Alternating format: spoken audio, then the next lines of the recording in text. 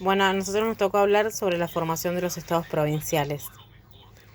Después de las guerras de la independencia, el enemigo ya no iba a ser el español. Ahora el conflicto se iba a establecer entre Buenos Aires y las demás provincias.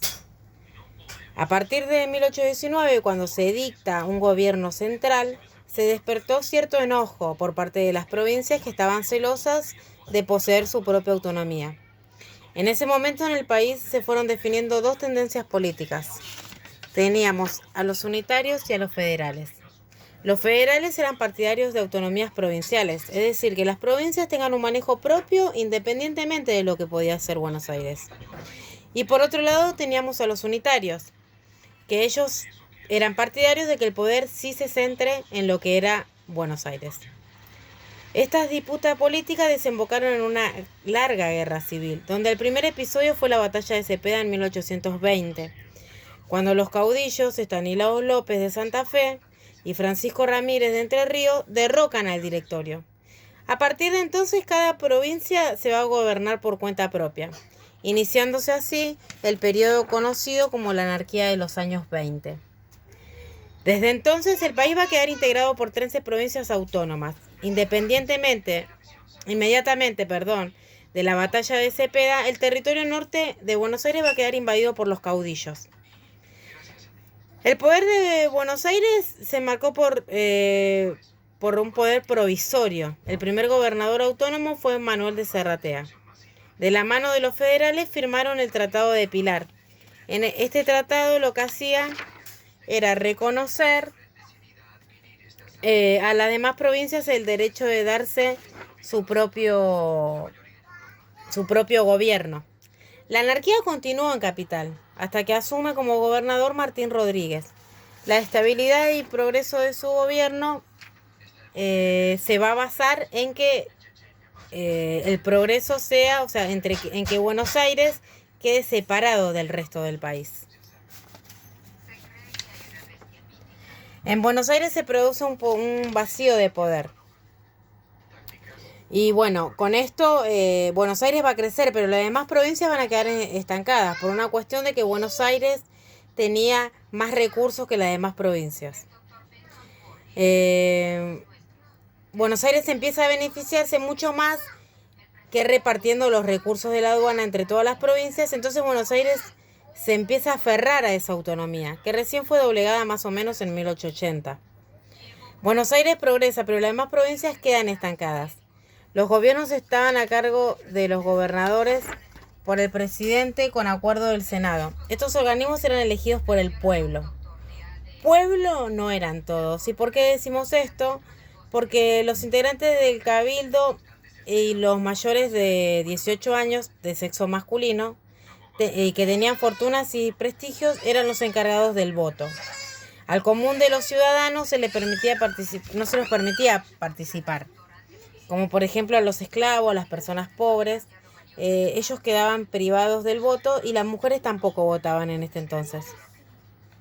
Se establecieron límites imprecisos y se organizaron políticamente formando sus legislaturas.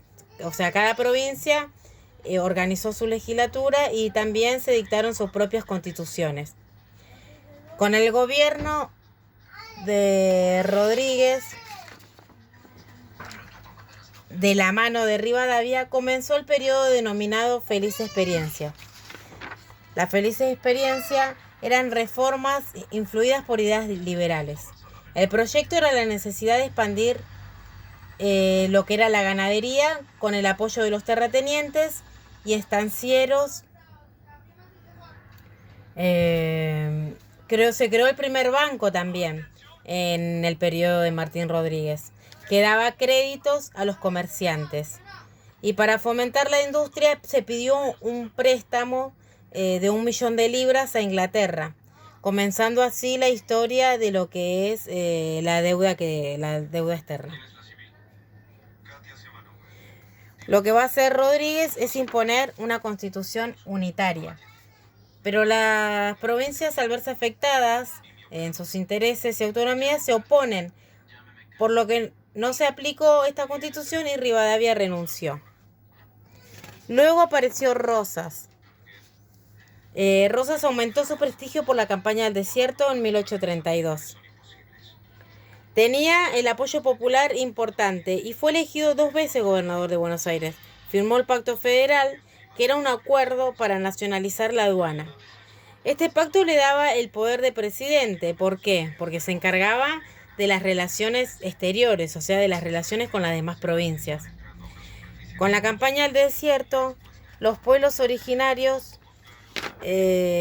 contra los pueblos originarios, se duplicaron las tierras bonaerenses para la agricultura y la ganadería. Sometieron a los pueblos a la obediencia criolla.